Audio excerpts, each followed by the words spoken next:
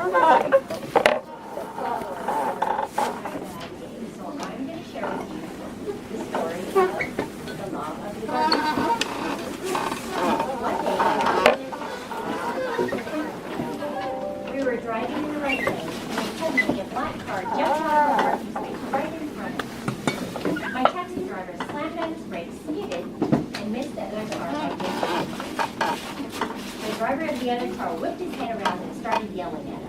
I'm sure he was waving a sign as well. My taxi driver just smiled and waved at him. And I mean, he was really friendly. So I asked, why did you just do that? That guy almost ruined your car and sent us to the hospital. This is when my taxi driver taught me what I now call the law of the garbage truck. He explained that many people are like garbage trucks. They run around full of garbage, full of frustration, full of anger, full of disappointment. As their garbage piles up, they need a place to dump it. And sometimes they'll dump it on you. Don't take it personally. Just smile and wave and wish them well and move on. Don't take their garbage and spread it to other people. At work, at school, at home, or on the streets. The bottom line is that successful people do not let garbage trucks take over their day. Life's too short to wake up in the morning with regrets. So love the people treat you right. Pray for the ones you don't. Because life is 10% what you make it and 90% how you take it. Have a garbage-free day. It says at the bottom of here, faith is not believing God can. Agree with that? Faith is not believing God can. It's knowing that God will.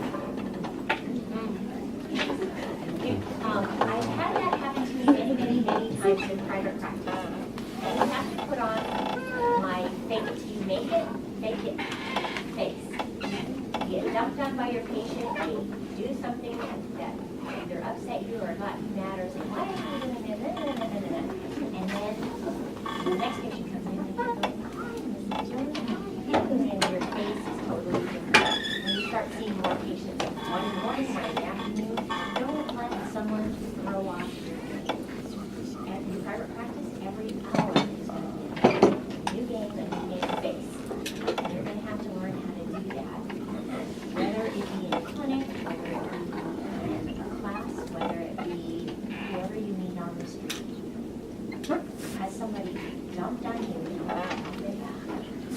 And I'm talking to my own self too. Sometimes I get rattled with my children and I might run into someone. Like I ran into someone as I was flying out that door from the patient's room. And they wanted to ask me questions. I was like, okay, I'm answering your questions. I'm trying to be happy, but I'm ready for getting there. But I answered all the questions and I got one and got hurt. But some days it's just like that. It's okay. It's okay. Don't. So, do we have any prayer requests? Pathology and family will be out for sure. We still have some family going through some difficulties, so they ask you to pray for more hygiene family. Father God, thank you again for the lessons in the garbage, the law of garbage. I pray that you will help us to learn how to separate out that garbage. Some of it we can keep and we can learn from that. Others of it we just have to dump it back. I pray that you will help us to learn to do that in our everyday lives, in the things that we do, and the people we come in contact with. Help us to be as careful as we can to put on that game face for the next patient, the next person that's to our bless students as they take their pathology work that you know how they study. We pray that you will help them to recall those things and to be able to show the teachers just what they think. Bless each one, help them to be called clear. This morning, we're going to be talking about the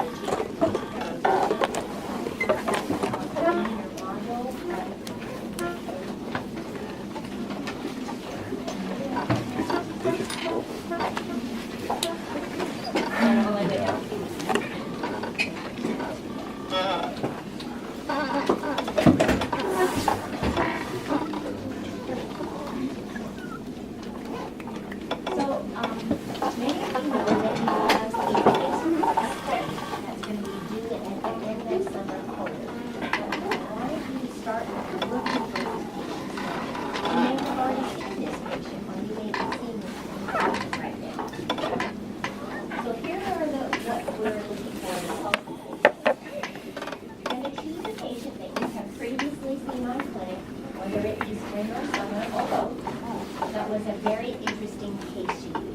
Something that you either had modified your treatment with, you had found something special, maybe they had physical disability that you had helped them in the chair or modified because you did it when you tried. Maybe they had a mental disability and you had to help them on a different level. Anything that you had whether it be with your medical history, your dental history, the social history, emotional history, or maybe your treatment. You look through the entire chart. You can use any photos, radiographs, that you apply and put it into the system. So you're going to write a summary.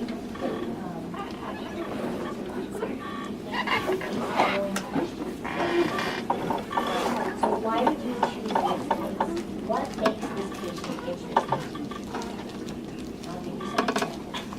What knowledge of the different histories, whether it's medical, dental, emotional,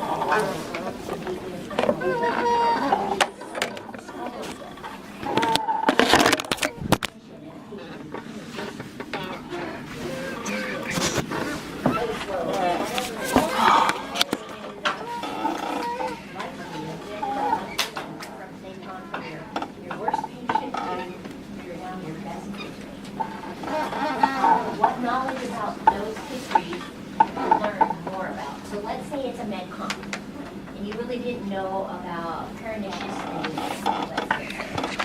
And you study up on it, you learn more about it,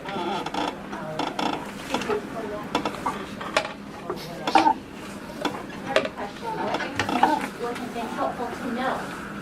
And I wish I had known how to use this instrument better. I wish I had known how to I wish I had known more about how to deal with somebody that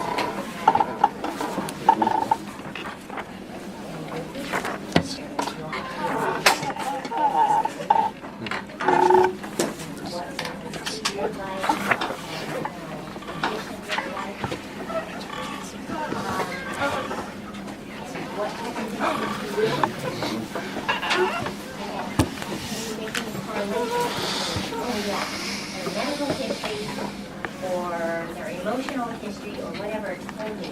Yeah, I was working with this bulimic patient, and I saw this bulimic patient who has an emotional issue, but they also have oral issues because the dental history now shows she has a bunch of wear for erosion in the maxillary anterior teeth. So you will see some of those things. I know some of these questions may seem like they're very similar, but try not to repeat the answers that you use maybe 2, 3, or 4 to repeat it over and over. I'll give you some examples of where these include the patient's first name, and if it's an identifying rule, make it up. And then their axiom chart number, so I know you're dealing with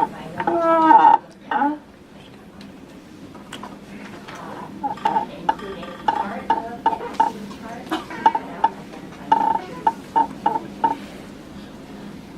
I would encourage you to include photos if they have any charting, like maybe if you're doing an SRP case, and the charting before had 5, 6, 7, and now after you have SRP, you have 3, 4s. And so you see the right, you see it better. That might deter into your case. So here are the routines. Your case selection is where choosing a very interesting, good case. Organization and your grammar when you write up your write-up. Using your critical thinking skills to relate correlations between things.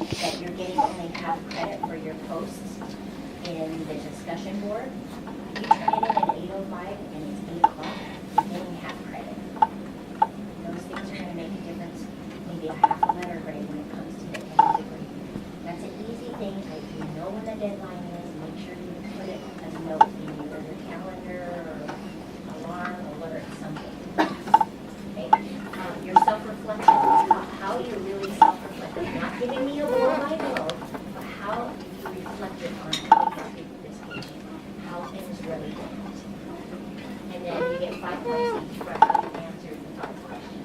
So that's total worth 50 points. So here's an example. So you can use any of these examples for how to set it up. Just change the name. So we just made Susie Q. Make it Joe Blow, John Doe, whatever. Box number is there. There's an application. Name, the accident chart number, and their age, sex, your vital sign.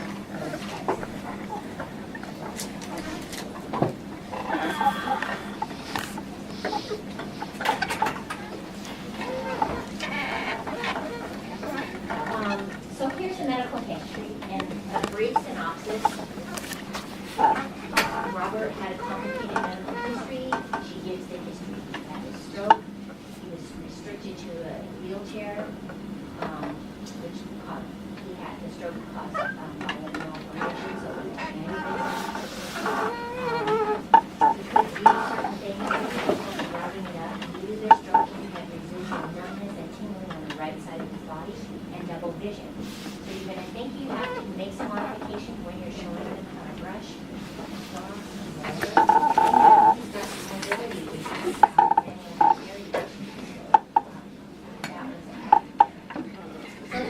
Give a background history on Robert.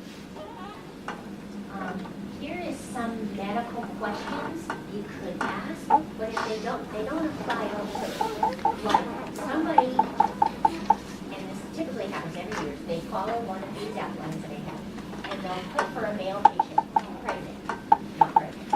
Don't put it, doesn't apply. Only put the stuff that may apply. So give me a background. Stuff that apply to your case, medications, and no, he didn't smoke, and no, he didn't use alcohol, is what they chose.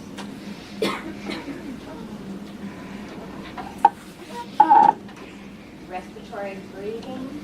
So this applies to him, but maybe you have a patient that doesn't have any respiratory. But for Robert, he couldn't lie flat because paralysis is right there, hilarious, and esophagus, and so he laid too far back, he coughed. Some major surgeries, the brain aneurysm surgery, etc. And then they give us synopsis of the dental history. So he had a fixed partial on both maxillary mandibular and posterior along 2 pounds. And 4 questions of relationship, give a brief history. And social history. So talk about Robert. Robert had a wife that accompanies him to each dental visit. She was able to manage his condition quite well and able to help him get from the wheelchair to the chair. And he seemed to be very close with his family, etc. Anything that you gather, that's why rapport is really important. That's where you're going to learn all this information. Now, what is Robert's emotional history? He was paralyzed at age 42. Okay, so how old is Robert?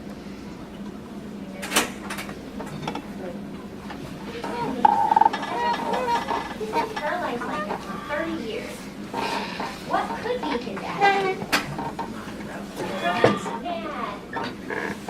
But for having been paralyzed at age 42, Robert was very cheerful and lighthearted, frequently jokes throughout the time, claiming that we are too nice to him. We write up a little bit about him.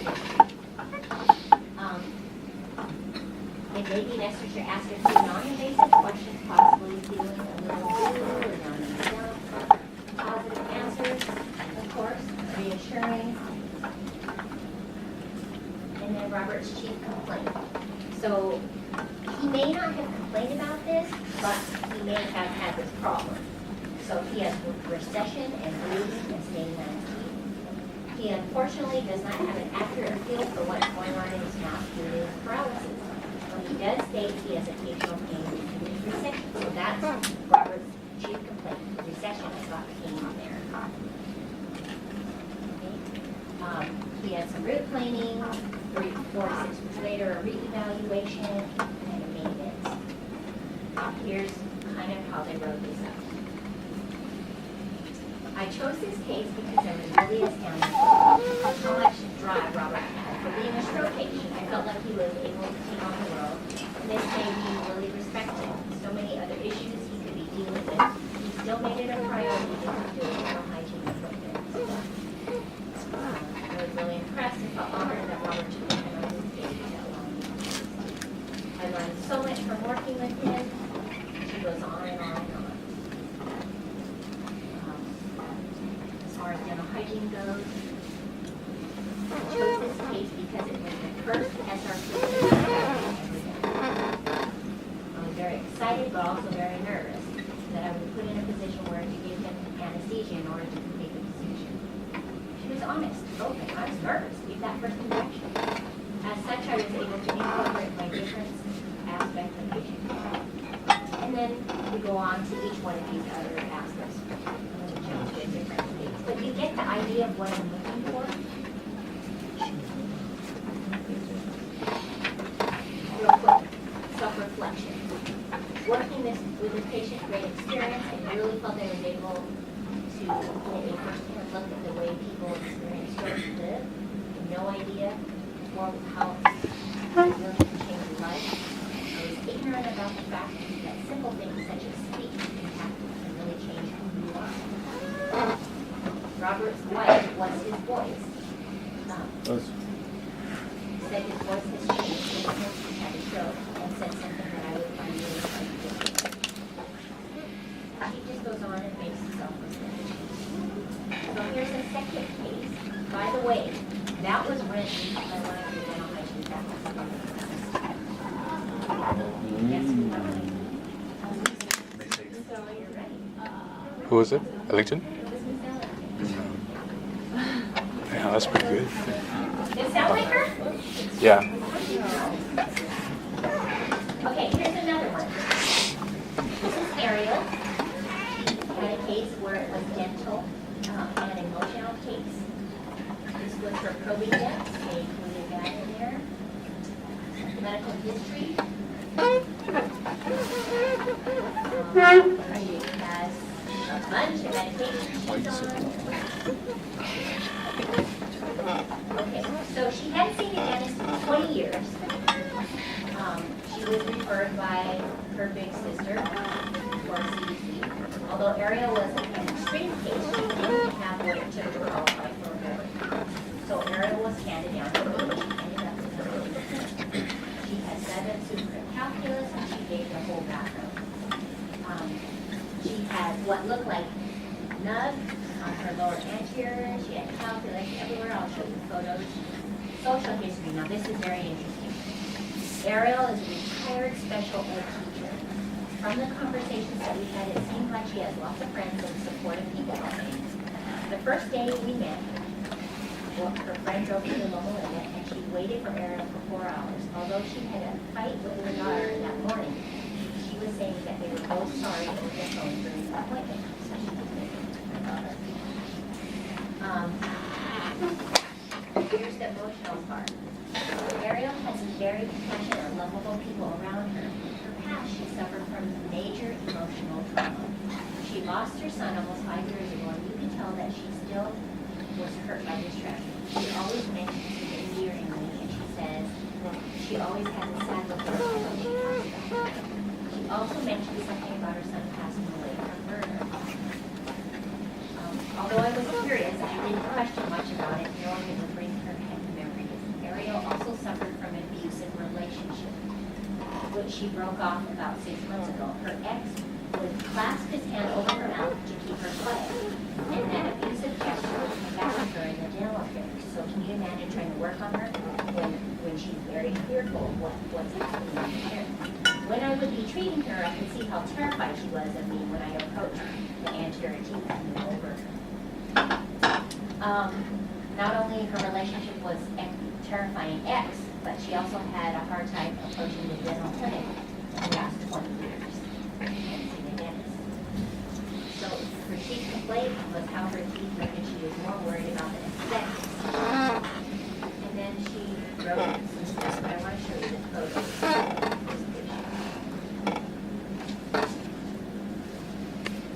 That's what she looked like when she came in the door. There were stains, sub, supra, on top of the calculus were clumps of plaque. quarter of the crescent. Okay, that's what the lower anterior look like.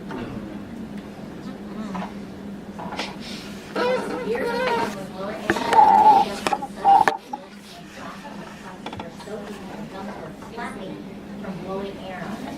Wherever the gums touched and had air blown on it, the patient had severe sensitivity and bleeding. So she goes through this case, and this is what Ariel looks like. Oh, wow. Amazing, amazing. Post-op after her first quad. Just like that. That's 2 weeks later. How amazing the body is. As shown in the picture, the flapping gums were restored to its original place. And there was probably more recession that occurred with that. That's what happens.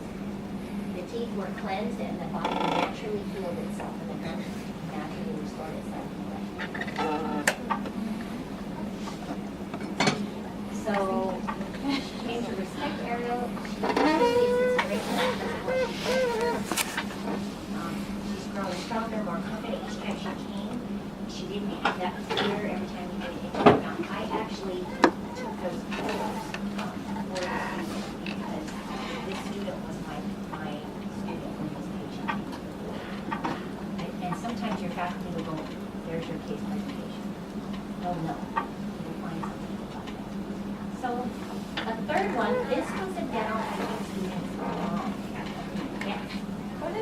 What does CBC stand for? Clinical board competency, it's a mock board. It's a pretend board before you take the room. And we'll talk about that. So, this patient is Lori. She said, this is the student. On helping what Lori's thyroid for the EO-IO, I noticed a small, soft, swollen area on the right side of her thyroid. The lump was visually undetectable and could only be felt in the back of her neck and back against the head. I had this confirmed by both the dental hygiene faculty instructor and a primary dentist in the clinic. The primary recommended that she get some blood work and see her test for thyroid. Lori contacted me later with and wanted to tell me that her blood results showed high TSH and high blood cholesterol. Lori said this was the first time she ever had high blood cholesterol. She also informed me that she was getting ulcerative. This is the student's mother that was in her chair. Whoa. Found this on her, and so she wrote up her phone.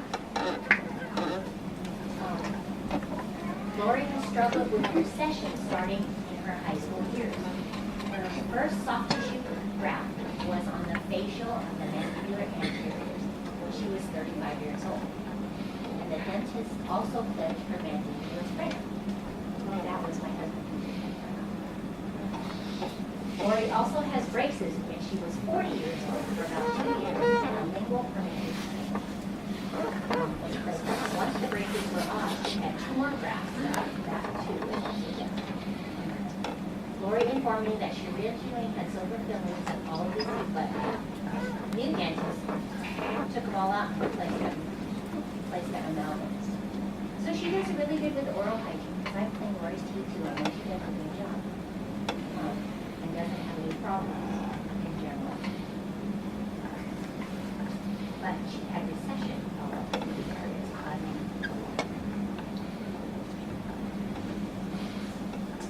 Here's the emotional issue. Very confident, she's had many trials in her life, etc.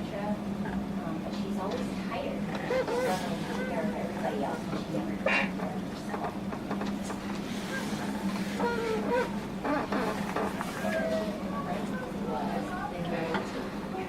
Denton showing here shows the yellowness there. So she her dentist even told her that she had smoker's teeth. Or so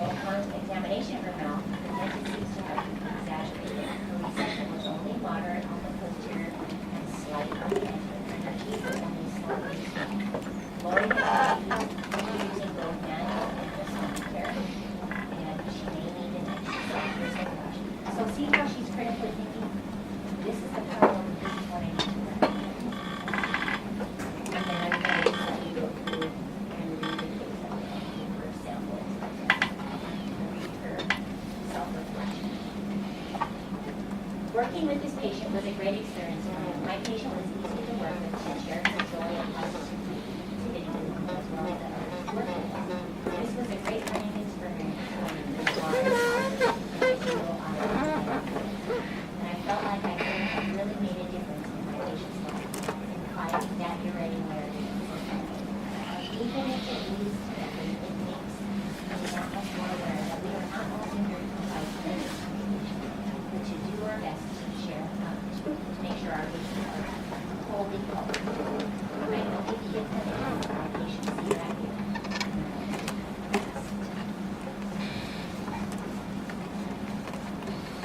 My best effort to ensure my patients are cared for. I feel much more responsible now for making sure that my patient is doing well, not only in my own health, but their total body health.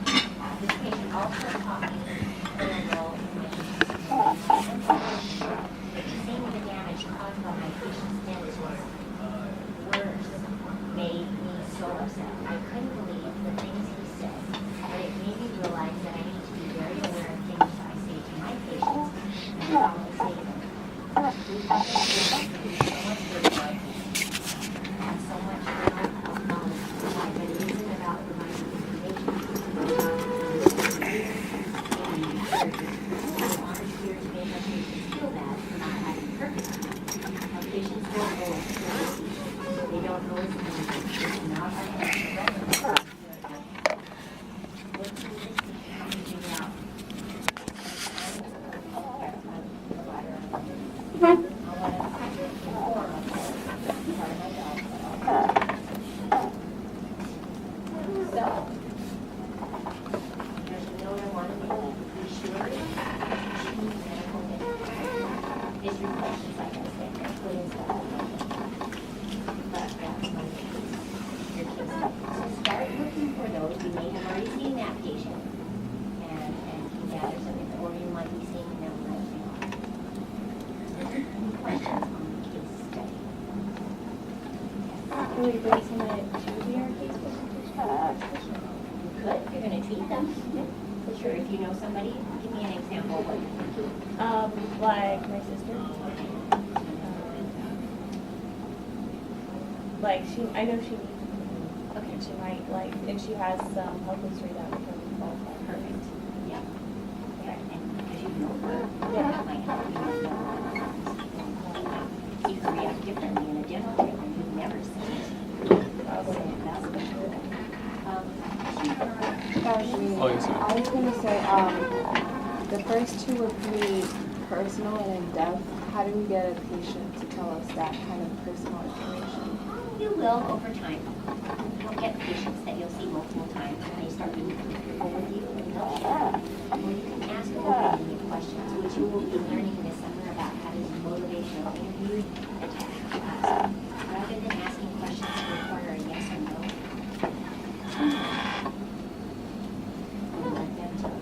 They will open up because especially a lot of these older people, they don't have anyone else to talk to. They come here and this is the only people they have contact with. So a lot of people will truly open up. No, we're good. Anyone else?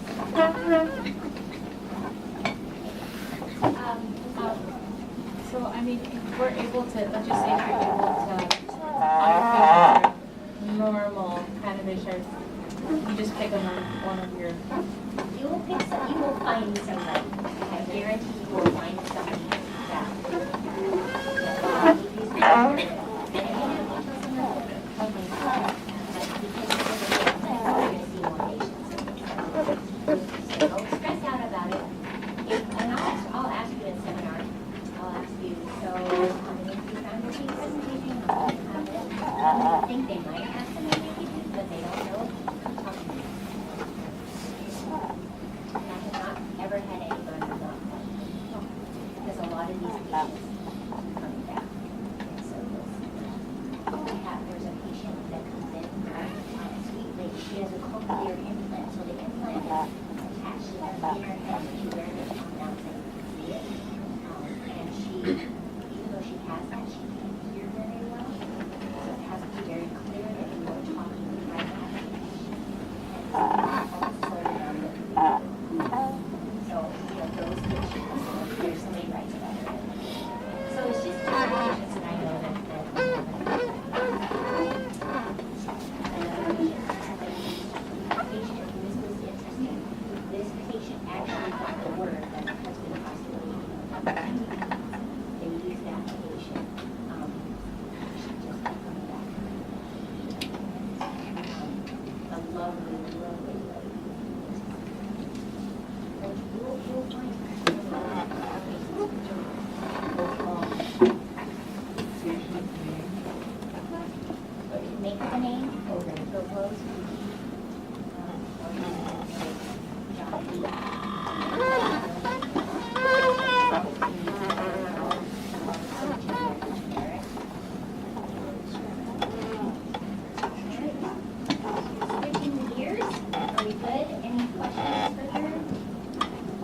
let's switch to clinical gears for a moment. Clinical experience. Anyone have clinical experience they want to share?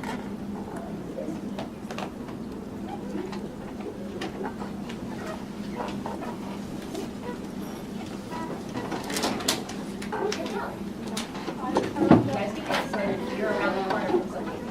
As I was doing my EOI on my patient, I found a pea-sized mass on the sublingual.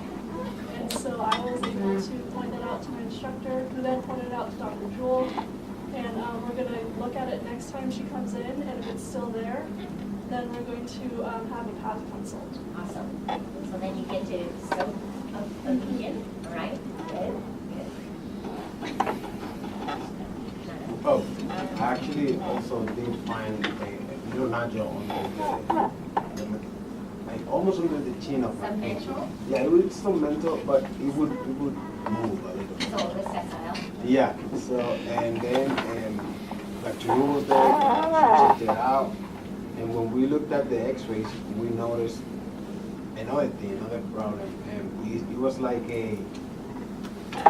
It was a lesion, but we were not sure what was it. It was on the X-rays. So we did require a path consult. So I actually got to soak it up, and Dr. What's her name, Grande?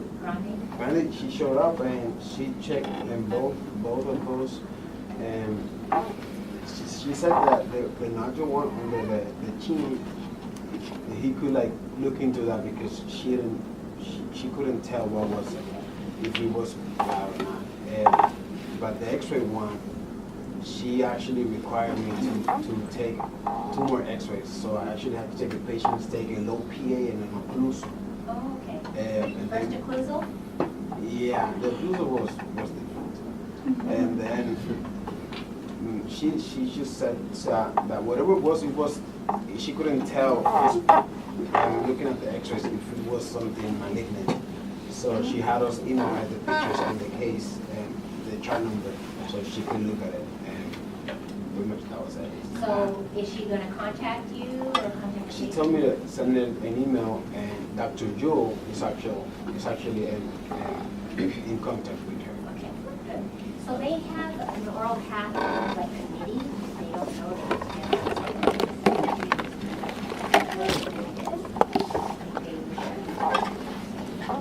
I know a number of you have found lesions, which is really cool. I think Gannon, was it Catalina? Catalina found a lesion, and somebody did. Somebody found it. Kaylee found one too. So, and she wrote some very interesting things. If you haven't read some posts about how to tell the patient what this is. Share a little bit.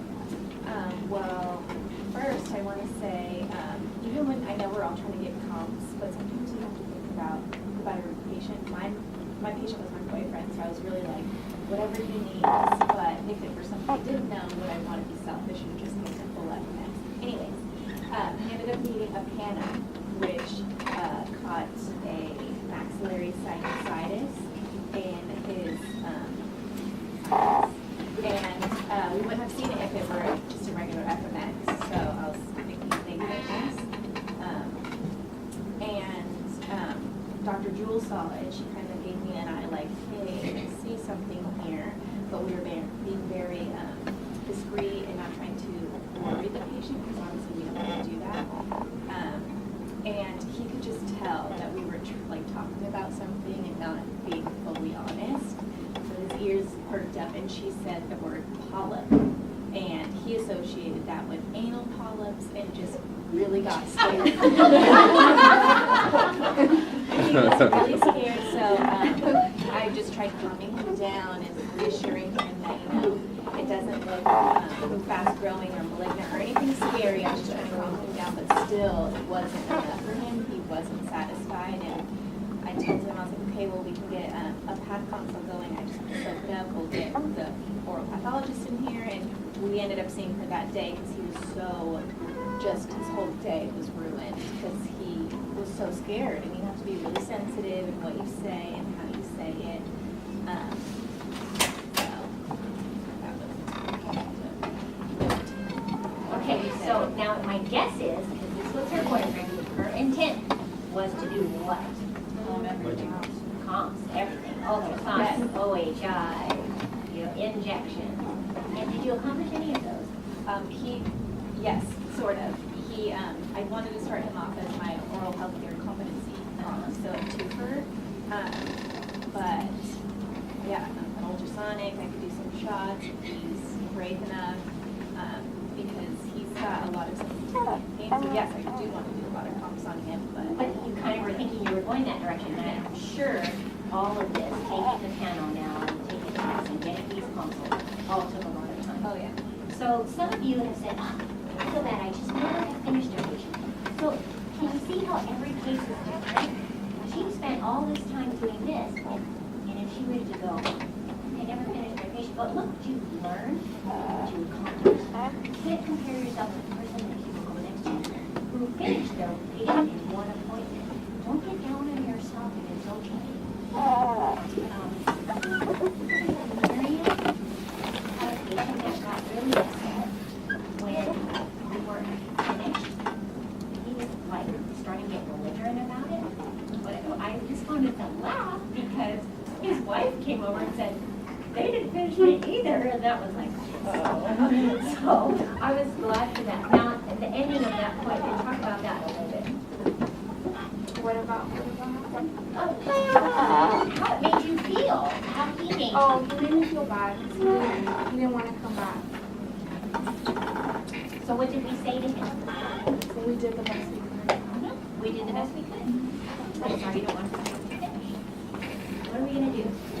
We're not gonna beat ourselves up. And we had a 3-hour clinic. He's not used to a 3-hour clinic. We had 4 hours, maybe Miriam would. And also the other student didn't finish either, which was so About that case, I remember being in the same like group as Miriam, and I remember him saying, "Oh, like you guys asked if he would come in again to finish." He didn't act like he wanted to, and I remember him saying, "I'll have to talk to my wife about it," like just kind of as an out for him. And then I remember when his wife came around, she's like, "We'll be in next week," or like she was like, "We'll be in again," even though he was trying to get out of it. nothing at the moment, that's what we do for our clinic and being finished. But the situation is totally different. We have a little path. So we lost an hour. Sometimes an hour continuity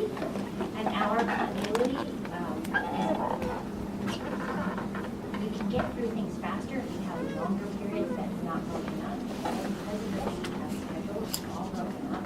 So even though you start at 9, did you start at 9? You were starting at 8. You were more like starting at 8:20.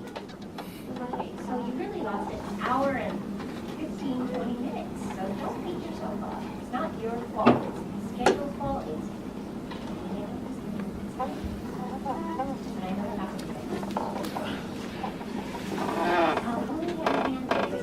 Yeah, my patient last week, I didn't get to finish her. It was a morning appointment too. And so I had just finished treatment planning. She's like, so are you going to clean my teeth today? And I'm like, well, no, we don't have time and everything, because it was like 11:30. And she's like, oh, well, those people over there, they're getting finished. They're already done. Why aren't I done? And everything. So she was like bringing up other people in the clinic who were walking out. And I'm like, oh, Okay, so what could you have said? Or So- what did you say? I said, well, it's a 3-hour appointment, so it's shorter than usual. And I was doing all my own like charting and stuff, so I'm like, so it would have gone faster if there were more available helpers in the clinic, but today we just didn't get done. So. Okay, so here's something I just thought of. Oh, those people had what I did today, done last week, so they just finished up. I also said that Okay. because I didn't Because you know what? They're walking out because they got the data last week. Yeah, so you could say, the next time, you should finish, in your treatment, you should finish. My patient, the first time, he had mentioned that, like, oh, I saw some people that got their cleanings done the same day, and I said, well, Melinda's really about a whole patient care The whole person, so we really took our time. We really take care of you. And he's like, oh, okay. Okay, so here's it, because it falls to your help and improving things. That's why it brings up, I don't think that maybe your case wasn't, oh, I don't want to talk about it. You share with each other how other people are handling it. Anybody else have something that they experienced that might be helpful for somebody else? AJ? Just try to network. Just try to network between Dell students. What happened? Oh, I had a no-show. So, That a no-show that was gonna be an SRP, that was gonna have anesthesia, that was gonna do all kinds of stuff. yeah. They I was disappointed. gonna do like.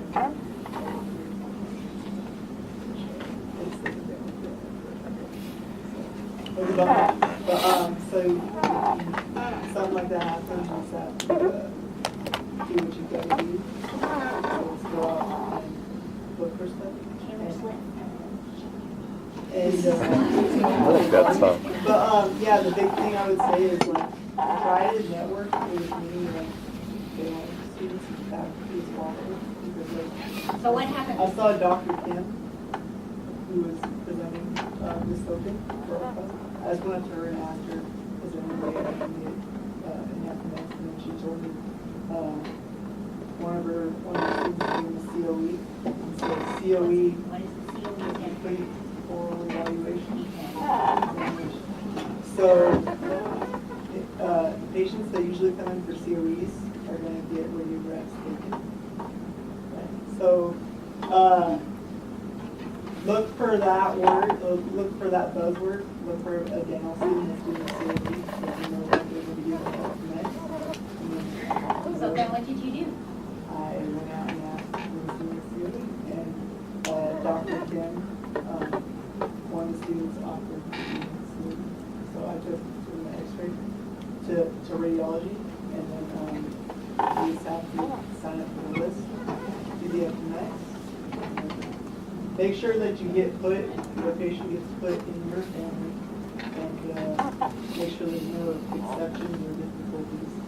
So try to get that done ASAP, because then you don't have to. So if you find a dental student, or like education, FMX, how do you add that to your family? You do So it that this beforehand. post give you instructions on how to do So that? get their chart number, go to Jeanette, tell them you're going to add this patient to their family, and what you're going to do. And then say which district you're going to do if you don't see the patient. So now Dr. Jewell will not approve this one. The attending dentist out of the main clinic who is overseeing that student will add the full complete series in there and sign it. So it's not Dr. Jewell. Okay, this is from main clinic. So, yeah, so really helping to find, faculty that we. Wait, AJ, you went to Jeanette to add your chart number? Yeah. Oh, okay, because So I in went your to post, somebody else. in your post, you said to go see somebody else. In my post, I said go Oh, see it's somebody you. else. Okay. I connected with the dental student at the same time with FMS, and he was like, oh, okay, let's go to his appointment. And then they, Okay, so that was AJ's post, but I read it. yeah. Has anyone taken FMXs already? Yeah. Do you guys have any tips, or like, what was your interesting experience about Okay, it? Nadine has a. Yeah, I just want to say, sometimes you just have to accept no matter how good you are at taking x-rays. Sometimes the patient has something, with Sandra, like Sandra, with your mom, you took my mom, but it's because she had tore out the left, so every time she would take a bite down, it would move back, and it would move back. So I free to go like 4 times a week, and sometimes you just have to accept that, you did your job, you're still not gonna get it, no matter because it's the patient. So, they all have some extenuating circumstances. I decided, I can still remember this is like 40 years ago. And my first radiology, real patient, it said she was 15. I was so excited. 15, no, we're gonna knock this out, and we're gonna have to do this. And then I go out and call my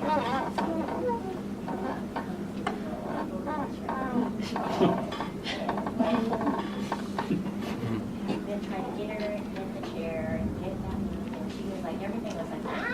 Of course, I didn't get the call, but I remember 40-some years later, that first patient that I was going to take from this, it never turned out how I expected, even though I was so excited because she was young.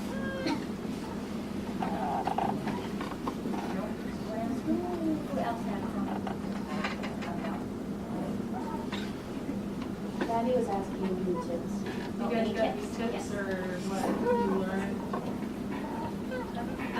I didn't get to do FMX, but I did do right wings, and my patient was a really tiny mouth. So I just was retaking that back vertical, and when I ended up telling me to do it horizontal, and have them open up and close really, really slowly, which is something that I wasn't asking for them to do, but she did it and had them close really slowly and was pushing back as they were closing. And I think that was a little uncomfortable for them. And they got the picture. Yeah. Closing, if they close too fast, she pushes it over. So, Zachary. I have my dad this time, and he has 2 premolar implants on the maxillary side. And you know how we usually do horizontal vertical right wings? So I did horizontal, I did the vertical, and then Elaine, she came and she told me, in this case, they need to see the bone on the maxillary, so you need to do 2 verticals. So 2 verticals instead of horizontal. Another thing, make sure your patients are biting all the way down, because my patient was not biting all the way down, so was holding it. So it was like a big gap, you were only on the X-ray, and So you get wet ground on there. it was like a big black space, and you could see the teeth on top, but yeah, make sure they're biting all the way down. I'll just hold it over. I didn't think a lot of my service was buzzing, but I think I was just like, I think you're doing your aspect too, like when you just really can't maybe like give it some x-rays and you could just send them out. Really not really good, like, you know, if you go into a time and like it's gonna be uncomfortable, then they already know that you're acknowledging that. And that like makes I would only make one slight modification and say some of these names are a little uncomfortable instead of saying all of them are in the period. What I said, some of them maybe you just let me know which ones and I'll see if I can make an adjustment and how that helps. Just blow through it. I think acknowledging is just the, like, Yeah, absolutely.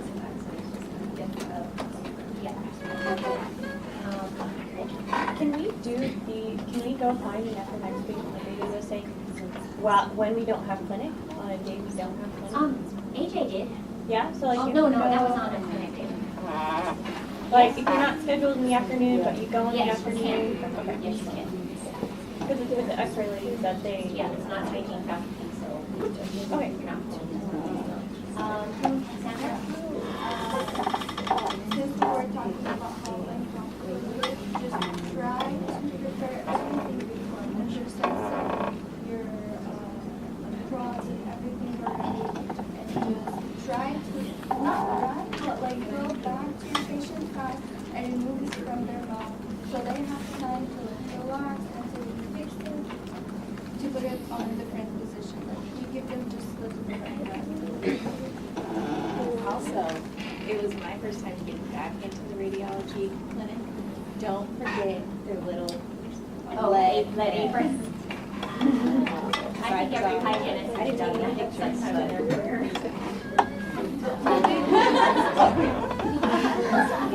The only thing that kind of gave me a little bit of anxiety, but I hadn't put on the face fake it till you make it, was my patient said, oh yeah, I do experience lockjaw. I've had it before and it really makes me anxious when I get stuck like that. So I'm like, trying to put in a maxillary EPA, and I'm like, open wide. I'm like, I will try. Like, do you want to take a break? Like, how are you feeling? Because he's like, God, it's really scary when you're just stuck like this. I'm like, don't do that. We're gonna find some really interesting patients, but it's good to find them now. Like, get out there and you don't know what to do. And just get this one.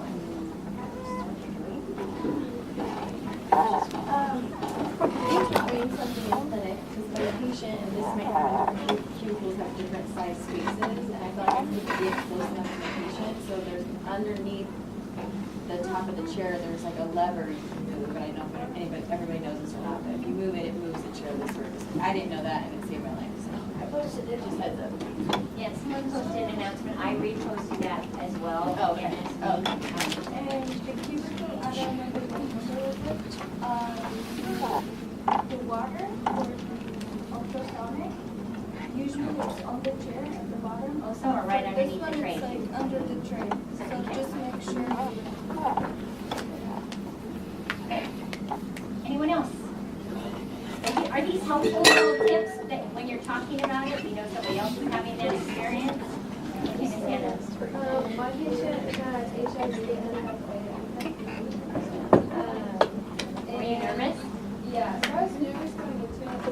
And I think not that I have any disease or whatever, but just, the second time my patient walked in and I like greeted them and just talking to them like a regular patient, I started to rough. And then like I would start cleaning and doing something and I was going to pocket depths to the floors and like he would start reading and I would be like, ah, and I would like get in my head about stuff and then like just moving on, I would like really forget about it until there was like blood. But I just found that the practices that we have with every patient really are important because it should just be habit, you know, and getting into when I got in my head about the fact that there was blood was when I started to guess myself to be more unsure of what it was. But yeah, it really was like no different than when I heard. And it totally isn't, but back in the day when HIV first came out, oh my God, I was wearing double gloves. We had plastic all over the whole lights and all over the chairs and everywhere. Now that has become, you can't do that. You can't treat someone differently. But we had a whole room prep and we charged for extraordinary with all the special paraphernalia. It took me forever to set this up. Chair covers and light covers and all kinds of stuff. Double guard, special shield mask and everything. We don't do that now. But, you know, things change in the profession. So one of the mantras that I have said, people have asked, are you afraid to treat your patients? And I said, you know what? If I did everything that I was supposed to with my personal precautions, and I got something as I was treating somebody, that it would be better to say that I did that while I had everything there, than to say, oh man, I should have been doing this. You do everything you're supposed to. Sorry, but you didn't. I should have been wearing this. I should have been wearing this, or whatever it is. Doing what you should do. Something about removing black stain. You really, it's not like plaque. It's not like removing plaque. So that's what I was doing, like long, just long strokes, and I was like, well, I guess this doesn't come off maybe because it's permanent. But you really have to just go like really tiny like spaces. And you know when they say light, I got confused when I saw, you know, when we studied pre-clin, they say light pressure. It is light, but at the same time, there's a little bit, not a little bit of pressure, but there's some kind of like, there's a little bit of pressure. And that, I don't know, that balance, you'll have to feel it, but it takes some time, but it does come off, and that's okay. I was like, what? When I did it, it was like, you know, it was, yes. And then Miss Lee did it, and then it was like, what? So it was all done. Yeah. But it's likely that that black stain will be back there again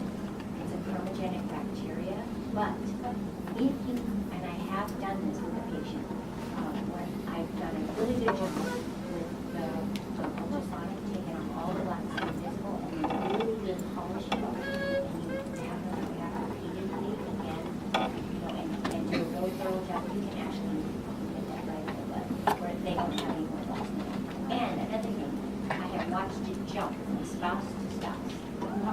One husband has it, and then the wife gets it, or the wife has it, now the husband has it. So it is transferable.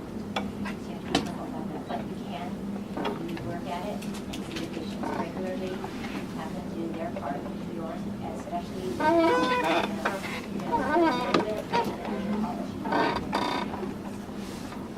All right, what I'm going to do is I'm going to take a break. We'll come back and we're going to do more axiom stuff. So I'm going to give you some minutes on that. So take about 6 minute break.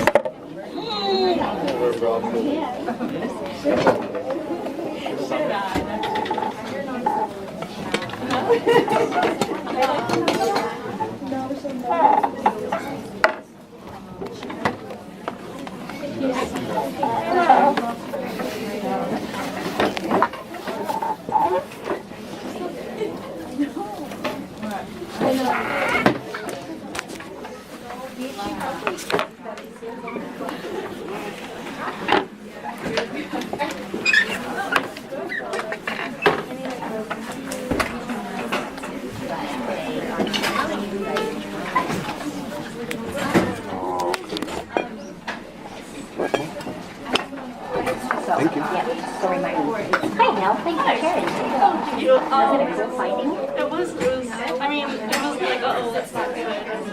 But I was glad I found it. Because that patient actually has a history of sugar as well. Yeah, so it was good I found it. So now what are they going to do? So that well, like I said, Dr. Jules said that we'll just monitor it next time we come back. And if it's still present, Are they suspecting that it will be there? she was like, because she knows she has a history, so they're all benign though. But she's like, oh, like, dang it, you know, like another one kind of. Do you know what kind of tumors they were? She did tell me benign. Organized means scarring. I don't Were remember off the they top of my nerve head. tissue? No, it was, I want to say it was like intestinal. Because she mentioned how she looked like she was pregnant, but she wasn't pregnant. But she said there was like a specific. Oh, really? Yeah, I That don't sounds know. interesting. That might be your case study. That's what I was thinking. Perfect. Yeah, no, that's it. That's it. Okay. So just, you know, and you're going to see her again, right? So perfect. Get some photos. If you, can you see it? No. No, It's only palpation. Okay, that'd be cool. There's your case. Okay. All Awesome, right. thank you. But I did have another Okay. question. Radiology, are we still having that AM one, or is it only the PM one? I don't know. It's PM. It's So the moved. AM one The doesn't AM, if count. it's Wednesday morning, that got canceled. I showed up like the second week of school and. So can you remind me when we get back to make a couple of these little announcements? Yeah, So that we well, can- Barbara sent out an email about it, I think, already. Okay, but I was a little confused, like, do we still show up, do we not show up, so we don't? We, on Wednesday morning. On a Wednesday morning. On a Wednesday morning, you don't show up. Okay. Okay, thank you. I don't know what's going on with the radiology. Yeah, That's because one thing. I got booked twice. I'm like, oh, that's strange. I got twice this quarter. I know. And then I went up there, and then Renee is like, oh no, all junior for Wednesday mornings is canceled because it's not enough time. So Oh, I'm like, because of 3-hour thing. yeah, and it just makes So I'm like, oh okay. Then I got pushed to Thursday afternoon. Yeah. Yeah. So I did take all of you. Yeah. Thank you. No All problem. right. I had a question. One of the seniors asked me if I could do a CBC workup for her. Like, she has a prospective patient. Okay. And that needs full mouth diagnosis, the patient can only come in the afternoon, Wednesday afternoon, and I'm not scheduled then. I'm scheduled in the morning, so I asked her if she could be pushed in the morning. Okay, so here's what you can do.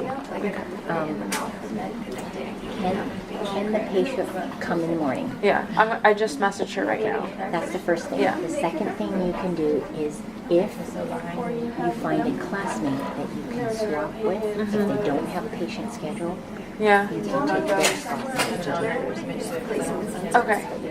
Do that with my permission and Jeanette's. Okay. Saying it's okay. Yeah. I'm just gonna get back. I just wanted to know the Yep. protocol Yep, you to can. cover my bases. Yes.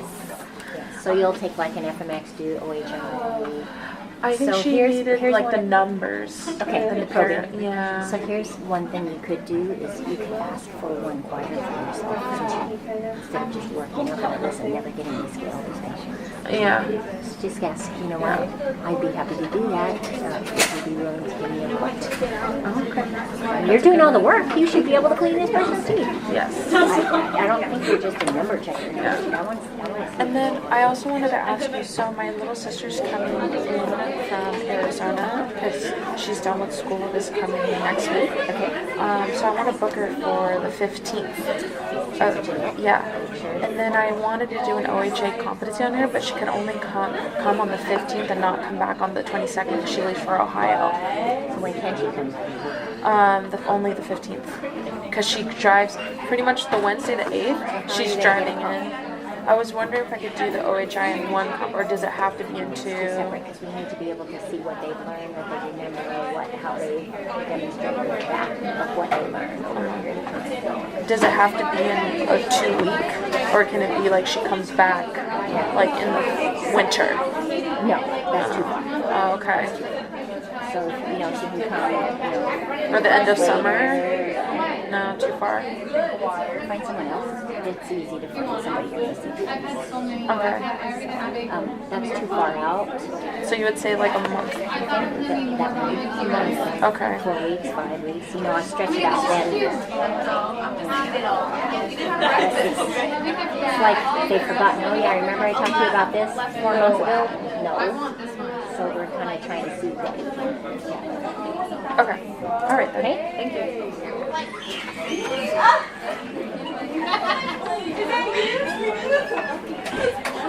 I don't know how you're not dying. I was dying again. Right inside.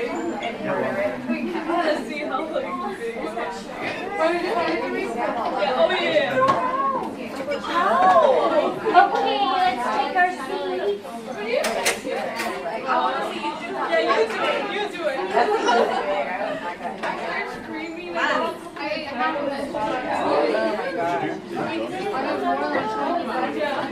Let's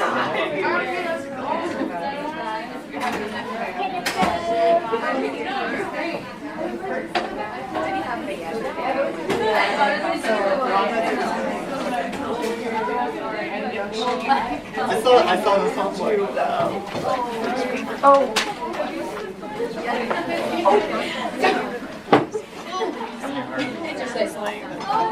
Yeah, well, it was just that weird thing. There was like we were I want pickle. Slowing everything down. Yeah, and she wasn't eating or, you know, because she couldn't. And then she wasn't drinking. It was kind of Pickle flavor hot? Sponge. Yeah. We knew she would like that. Absolutely. I wouldn't. And she wasn't going to live there. So we're kind of just like holiday parents that just Okay. I've been there. There's kind of, so my cousin just had a baby, and so we think that she was like kind of holding on a little while. When my cousin came home and brought the baby, she laid on her chest and She could feel that. Yeah, she was super content, like the baby was, and Oh, it's wonderful that they got to be there. yeah, but without You got a chance to do that.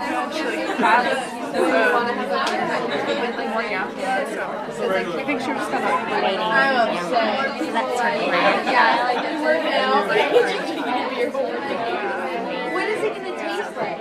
My grandma passed away. That sounds gross. 2 months. Just be working out, drinking a beer, but really it's not. I would do it. Catch me in the Thought for sure we were gonna get this application.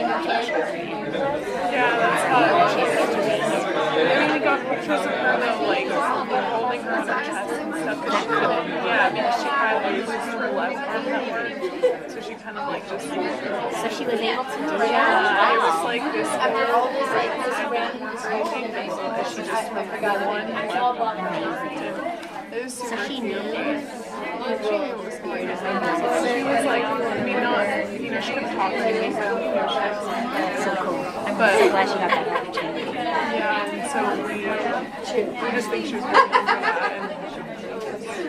And I really need to have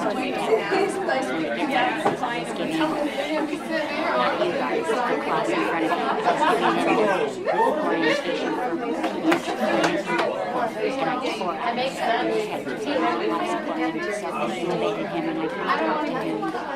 Examine him, just relaxing, it made me happy because she got Which one is it? like look at it instead of break time. I know. Oh, I'd love to see it if we could share. Alrighty guys, really quickly. So Axiom, because, why are we doing this? So you can be more efficient in clinic, it's a time saver, where to find information, and because you ask for more. So the Axiom email, are you all familiar where to find that? Okay. At the bottom, there's an envelope on the toolbar. You will get messages from Jeanette. Axiom issues that need your attention. You will get messages from dental students saying it will say FMX comp worthy, and they will search out for somebody to give this, to take these x-rays. So that's a place to look in your email. Somebody saying, oh, I lost a stethoscope, I lost loops, you could post it there. Read them often and answer them as soon as possible, because you will get messages from Jeanette, you will get messages from another lady, Marie Worcester, and she expects you to take care of those things. If you don't take care of them in a timely manner, they will take away your clinic privileges until it's taken care of. I'll let you go through, read them often, delete them. Don't just keep them in there. If they're done, delete it, because you'll have this whole giant thing of email in there. Okay, scheduler. I'm trying to jump back and forth between the two, but if you can picture this in your head, if you can't, I have Axiom already up on my screen. But your scheduler will tell you, it will look blue if it's confirmed, or green if the patient has booked appointment, or red if the patient's here, and purple if the patient checked in at the kiosk. So at the bottom. All right. So what your scheduler is, it's scheduled by the day, so you know what's coming for your day. If you have a double clinic, you need to know if you have a patient in the morning and in the afternoon, because that will happen.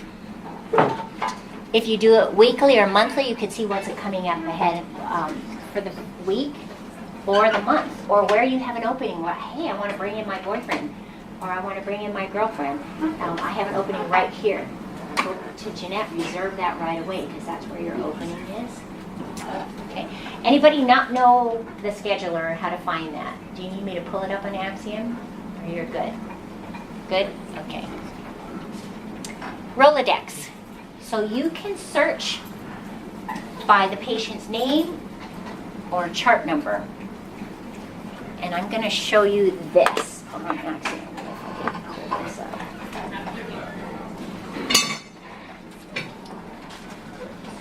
So here's an example.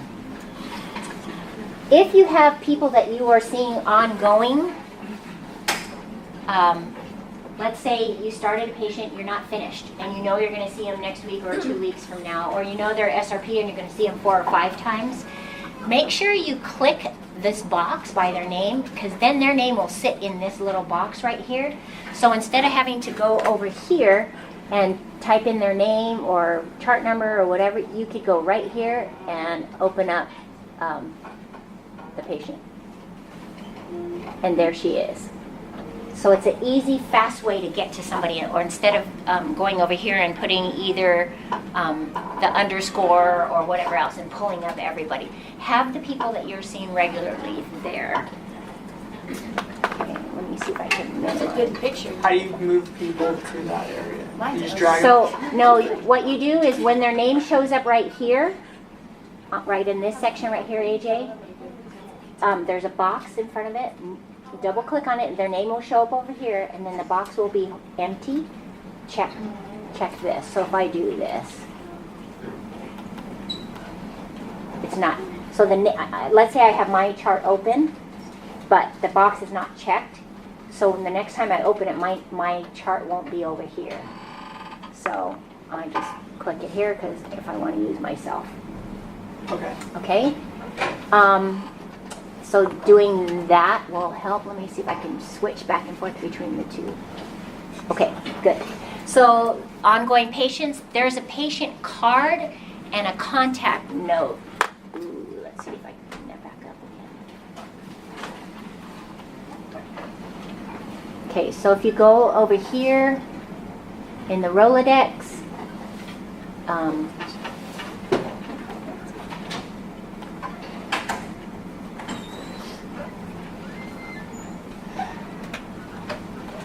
how come that's okay? There is a patient card that will show up. Let me click on her. I can't see it because this screen is so tiny. A little to the right. Huh? Right there. It's not enrolled. There we go. Patient card. So on the patient card, you'll find information about what they've paid for, who's been seeing them. So that will give you information there. You can also have contact notes. And this is, where is that card? Oh, it's contact notes showing up on my screen over here. Let me move it over here. So contact notes here. Hey, so if Jeanette called them or somebody called them and left a message, called patient to confirm appointment, patient confirmed, so you know if your patient's confirmed to come in. So the contact notes are just any time that they have, instead of writing in the progress notes, they'll write their contact notes here. So it stays out of that legal record part of it. Okay.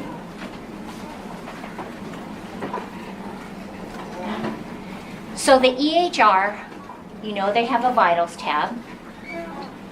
You know, on the health history, let's do this.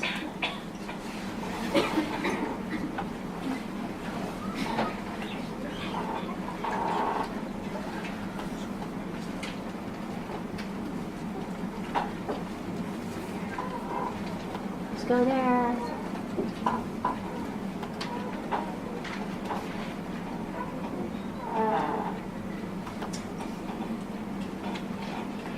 Okay, so you have these different tabs here. The vitals tab. Remember that the faculty need to approve. Serious? They'll need to approve this. If you put your vitals here, and let's say I see them today. So 4/29, and I have this exact same blood pressure. I can control R that, give me the same number, and move through all of these others. Somebody didn't do respiration on this patient. Okay, if you get to medical history, that's the next tab. Okay, so you see this. This is weird doing this on the screen. Okay, you see the treatment history, but let's say you don't want all this other garbage over here. Okay, I have made it big, but it usually shows up. Okay.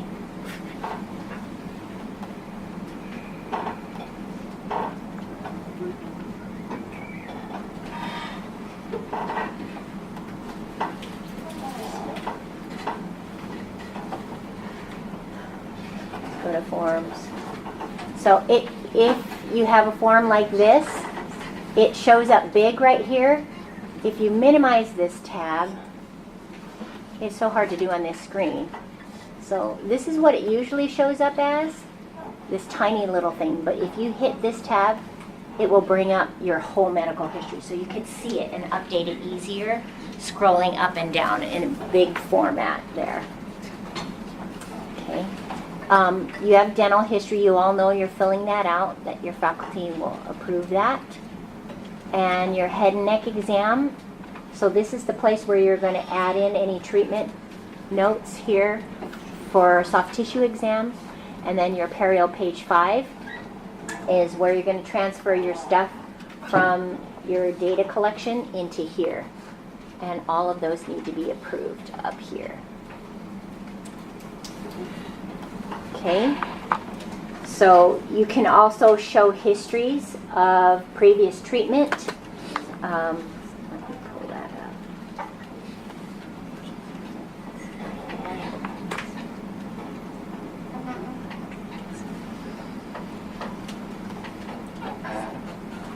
So you can look at your previous histories. Let's say I'm doing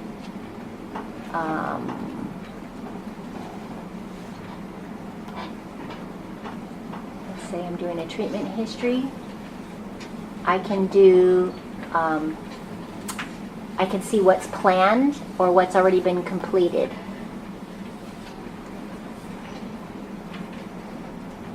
These are all the things that the patient has had done. So you can see what's finished. A lot of dental work done by the dental students. I don't see anything from hygiene. Okay, but just going through, you could see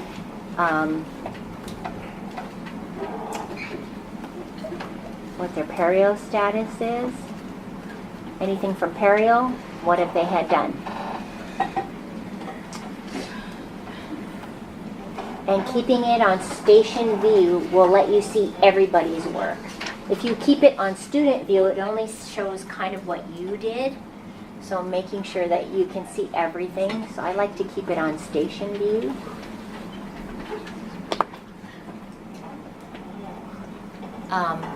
Looking at your perio procedures, your notes, your progress notes, your completed procedures and treatment history. On the perio chart, are you all able to figure out how, when you put in your data for perio, how to save that? Yes? No? Need help? So if we do the full data collection and we don't hit complete, we just click save? You just click save. The faculty Even if we will do come both? over and hit complete. Oh. Because if you don't hit save, you entered all that data, and if you flip to a different page, all the data's gone. So you must hit save. So I would hit save a couple times while you're doing stuff, just in case. If there's a glitch and it shuts down, you've lost everything, so hit save. Where can you find the save button? Okay, let's see if I can pull this up here.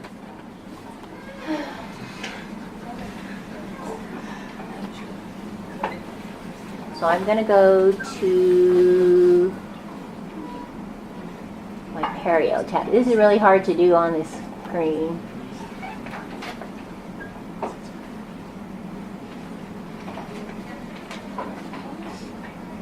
So if I were to start a new tab on here at the top, it says save over here on the left, complete over here on the right. Once you've entered it, hit the save button. Okay? And then the faculty, when they go to approve it, they can hit the complete button.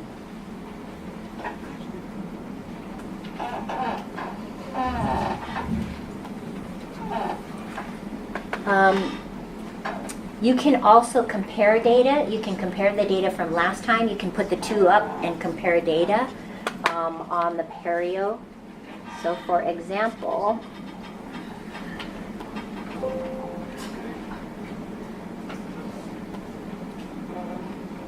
if I want to compare my perio data,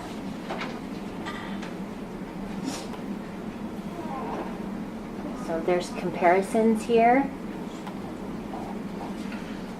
And you can do them in different colors for different years or different dates. You can also print your perio data if you want to print that up before you see the patient and then just chart right on there.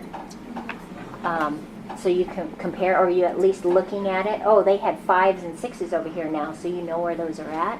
You can print those up. It prints to Jeanette's desk. You can view statistics on this patient. So you can compare the different arches, which healthy, which is not. On here, it's not popping up on this particular patient, but you can do that if she's had perio data done.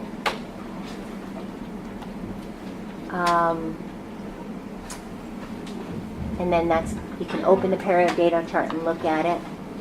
And then you can show history. So you can click on this tab, it will show you all the old histories, and then you can figure out which one you want to look at. Okay.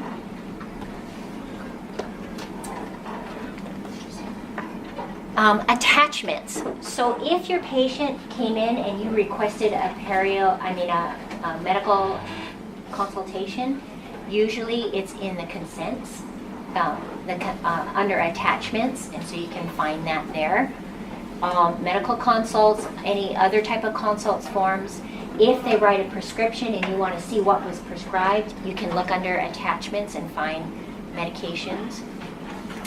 If there were consents, like consent for a treatment like an SRP or a maintenance or a prophy, you can see those, and you can see what faculty approved it. So for example, if AJ brought in Monina, and Monina signed a consent, I can look up the consent and see which faculty approved that. So you can go back and look under that. Your facts on fillings, bless you, photographs, HIPAA, all of that.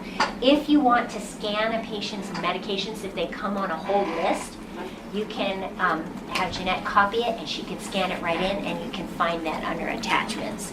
So it looks like this.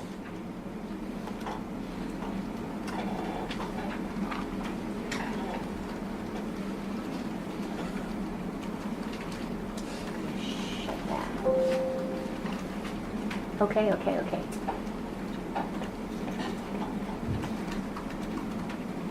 Close that too. Closing that too. Okay, now I'm going to treatment history.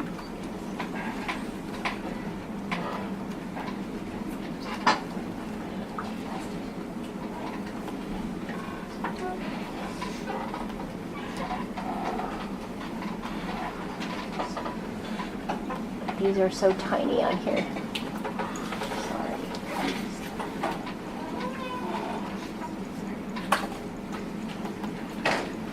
Oh, it's not doing it.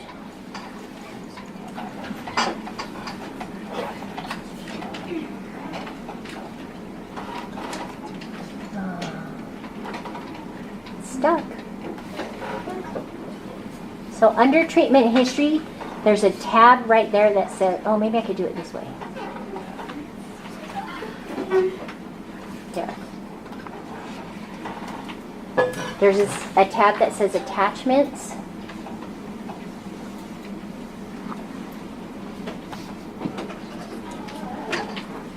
And this is where you can see all the consents that are in there. Like opening that up.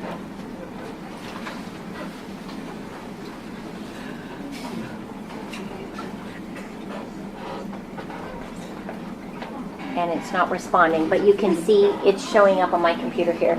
You can look at all the previous treatment consents or any attachments for medical history consults, etc. Oh, there it is.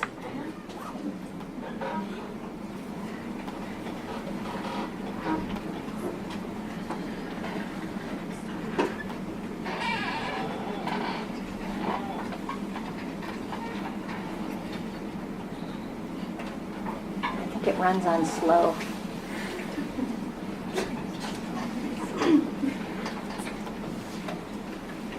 There we go. So there's the consent. There was a dental consent here. You know how much she was charged. They could ask you questions about how much was that, and why was last time I was charged $53, or why was I charged $27 and now this time you're charging me $32. You could go back and look.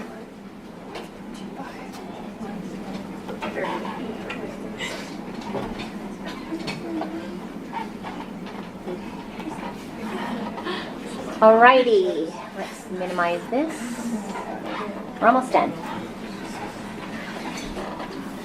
Here's a couple, yes? This is random, but it had to do with like the pricing. The patient that I just recently had, a dental student came when I was working on her, and he had previously seen her, and he didn't charge her one extra $1. How did that happen? So I had to add $1 to the final bill of whatever I did because he missed $1. I don't know how that, is So it because for he just- example, when he took the patient to the cashier. Did he just say the wrong number? He just said the wrong number, and so they were short $1. Okay. So, yeah, that can happen. That's why you need to have your price list in your binder. And I'm gonna tell you this, your binder should be with you in clinic when you have clinic. Okay, because if I ask you, where's your price list? And you go, oh, where's your binder? Oh, it's in my locker. Why? That's what it's for. You need to have it there. So, at the end of the appointment, I want to see some of these things start to change from P status to I status or C status. So like your attendance. If your faculty has approved, checked you in, and they have approved your P status, by the end of that day, before they come to check you out, change that P to C. By double-clicking on that treatment, and it'll come up, and you can just say completed. If, let's say, you were doing a prophy, you didn't finish, double-click on the prophy and put in I, in process. So all of that's already done. The faculty shouldn't be there doing all this. It will save a lot of time. And we can move from one student to other faster if you do all this ahead of time. The perio chart, put it up on the screen already to be approved. And then get your plaque score so you can put that in your progress notes. In your personal planner, you can find everything that's in your student family. You can see all your local anesthesia skills stuff, your comps that are there, your instrument skills, which you will learn later. But all your comp stuff that's done on the computer can be found in your personal planner. You also have unapproved treatment or treatment notes that need to be approved. Those will be places that you can look for things that you may have missed. And incomplete treatments on patient. If you have a patient that's outstanding, it'll show up there too, like the patient never came back. How can I help Jeanette? This is what Jeanette said. Wait when you come to her desk and she's dealing with somebody else. Don't go, oh, Jeanette. Okay, let her finish what she's doing because it's overwhelming. She's sitting lower than we are and we're all like a bunch of cats all over her. Okay, she could be on the phone. She could be talking to another patient at the desk. Wait your turn. She always wants you to have a chart number handy. She can look it up, yes, but she has to go to multiple screens before she does that. If you could just say, my patient, blah, blah, blah, here's the chart number. Can you schedule this patient for me on Wednesday the 20, whatever. Okay, so she can do that easily. If you are the second provider on a patient treatment, for example, Emily sees a patient, and Emily's schedule's all full for the rest of the quarter, and she can't see her. But her good buddy here said, oh, I'll see the patient for you. I've finished. I have an opening right here. You need to let Jeanette know so that we can change providers on that, and the name can change in the chart. Right? Evaluations. Some of you ask me, how do I go look at my old evaluations? Okay, I can't do that here, but if you click on evaluations, you can see all the evaluations if you set the date parameters. So you're going to see everything from January when you had pediatric clinic all the way to today's date. Set parameters if you just want to see the spring quarter, or if you just winter quarter or whatever, put the dates in and then hit search and those will all pop up. Then you can click on them and click on view. Then you can view all your grades. So you can kind of figure out where you're standing or what things, oh yeah, what did that instructor write about, so that I know what I need to work on. You can view your grades there. When you're doing your own evaluations for the end of clinic reflection, have your self-reflection written and copied prior to asking for your final checkup, because it's easier for us to just paste it in there when we pull open that evaluation for you. Okay, sometimes we'll ask you to type it right in there if we already brought it up, but other times copy it and paste. There's an info manager, and that you can look at chart audit reports or details for the provider for all the patients you've seen. Info manager has a little eye on it. Let's see.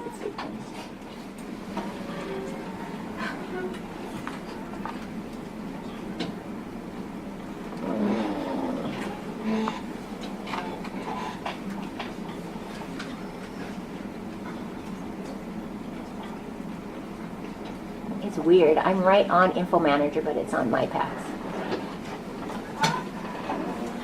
So Info Manager, you can view a bunch of reports here. If you want to look up things like that, you can select clinic management, appointments. You can look at stuff up here. But that can be helpful for certain situations. If you're looking at clinic management, I won't have anything in there. But if you go play around with Axiom, look what's there. And last but not least, any questions? Did this help you a little bit find more information that you didn't know, or what things that you can do to play around with it? There's more, but I think that's enough for now to give you your head to wrap around it. Don't be afraid to play around in Axiom. You can't really do anything unless you start typing or deleting. But you just click on different things and figure out where you're at. So when we get a new patient and they say they have current radiographs but they're not in our system, are we able to continue working on them? Or? Yes, what you need to do is find out. She's asking if you have a new patient and they have x-rays maybe at another clinic, you can ask them when were these taken. Do you remember if it was a full set, like 18 or 20 films? Or was it a whole panoramic x-ray? Or was it just the 4 checkup x-rays where you're taking bite weights? Find out when those were, or find out what office they were at, and you can call and say, we have a mutual patient in AJ Briano, and we would like to know when was his last set of x-rays. Find out with them, and then you can find out too, can they be transferred? Are they digital? If they're digital, you can email them to that x-ray, radiology, whatever, that you send and have them transferred over. It doesn't mean you're going to have to stop treatment, but you can continue on until you get them. Okay. Or if they've been too long, and just take new ones. Like if it's been 5 years since their last set of x-rays, you know FMX is due. Okay. Anyone else? Okay. Well, thank you. You want to announce about 2 announcements. One is several of you have seen the announcement for Coachella. One of the questions that was asked is, any dental hygiene faculty going? And the answer is no, and here's why. Years ago, we used to be able to go with our students and they got all this experience working on people, but these, Care Harbor, Coachella, all these other places, they've stopped letting the dental hygiene students do any work. All you could do is assist. So then nobody wanted to go, or faculty said, well, if I'm going to just go there to watch the student assist, we're not going. So they stopped that. So if you're interested in Coachella and you want to go help out for a few hours, you're welcome to do that. You will get service learning.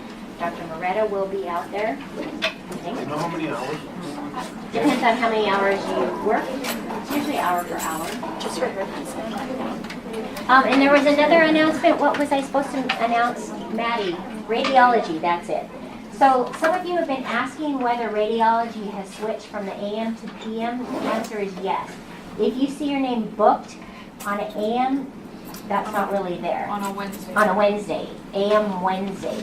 Because radiology said, well, if you guys are going to start at 9, that's not enough time. We're axing all of the Wednesday morning radiology blocks.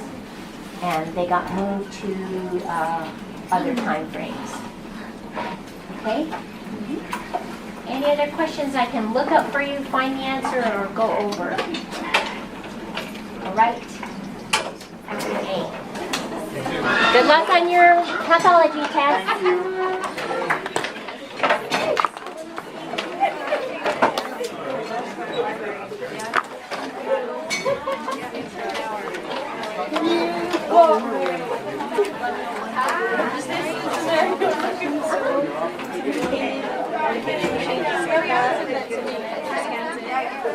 Wait a second. So you give it to Lynette, she'll take a photocopy of it and scan it in at some time. It won't be down right away. Well, I'm just. And then you still have to put them in the medical history of it. So it's just a list.